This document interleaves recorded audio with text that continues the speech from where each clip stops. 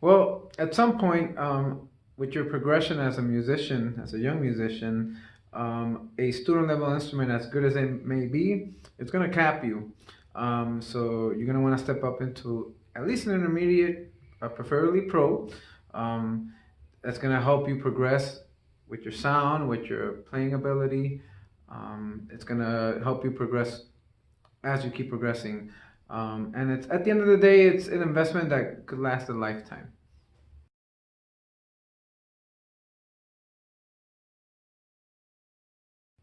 Once you see there is a commitment level and there is a very seriousness of it, it can be after a year, it can be after 2 years. Typically around eighth grade, or for sure if you're entering to high school, if a musician is already making that commitment to play in high school, that's definitely a good time to do it. At some point, renting an instrument is good, it makes sense. But when someone's going to stick to it for really a longer term, then what's the point of paying rent? If they're gonna stick to it, they're gonna move on. They're gonna move on and play through high school. If it's gonna be more of a longer thing than a shorter thing, then it's better to purchase something and make it their own.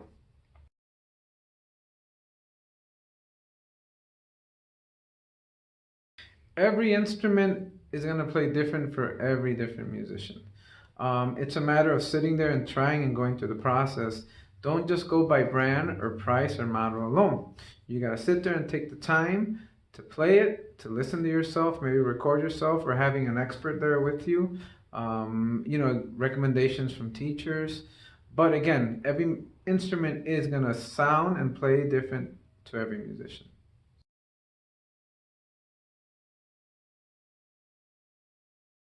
I'll do long tones. I'll bring some pieces. I'll try to bring someone with me and see what they think. Uh, Different intonation sounds, different things like that. Push the instrument, play really hard, play really soft, and see how the instrument handles it.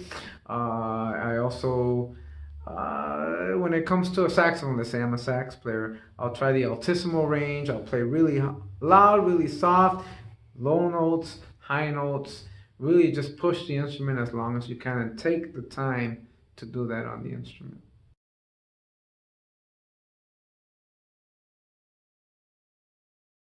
Try as many instruments as possible. I always encourage young musicians to find those different places and go to different places. And, this may be an investment of a lifetime. This may be the instrument you're going to play for a very long time or for the rest of your life. So it's very important to sit there and take the time and try different brands, try different models. Although companies are getting very good at getting consistent of making an instrument very close or sound the same in its same model, it's still important to sit there and try them. I always encourage two or three instruments at a time. You don't want to get overwhelmed with having a whole bunch of instruments sitting there in front of you. You're going to start forgetting what's sounding like what. So I'd say two or three at the most at a time to try them and then go through that process of elimination.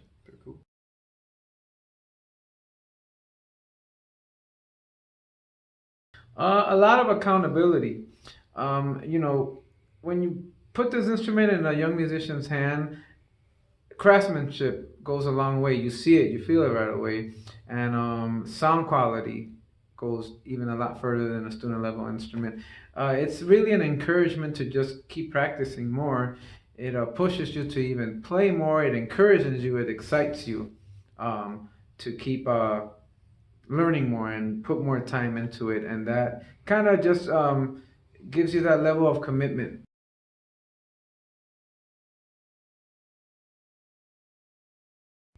A good start is starting with your director at school or a private teacher if you have one.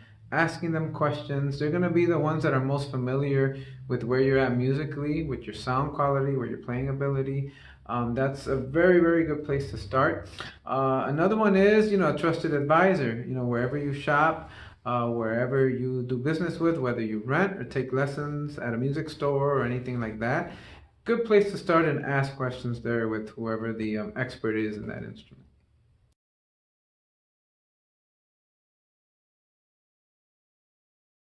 First of all, I'd look for rebates. There's a lot of different companies offer different rebates at different parts and times of the year. It can help you save a lot of money. I would look for warranties.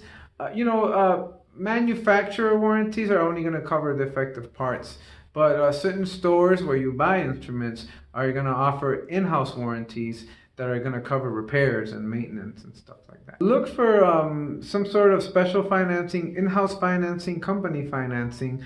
0% is always the best, but if that's not the case, simple interest is the best thing to look for.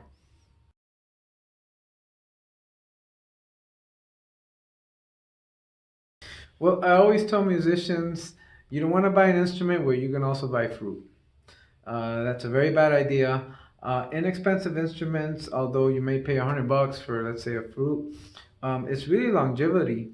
You're gonna find problems with it right away. Material they use, metal they use, craftsmanship, intonation can be bad. If honestly, what you pay for is what you get. An investment in the long run is going to be much more worthwhile if you put the investment into it right away, the financial investment.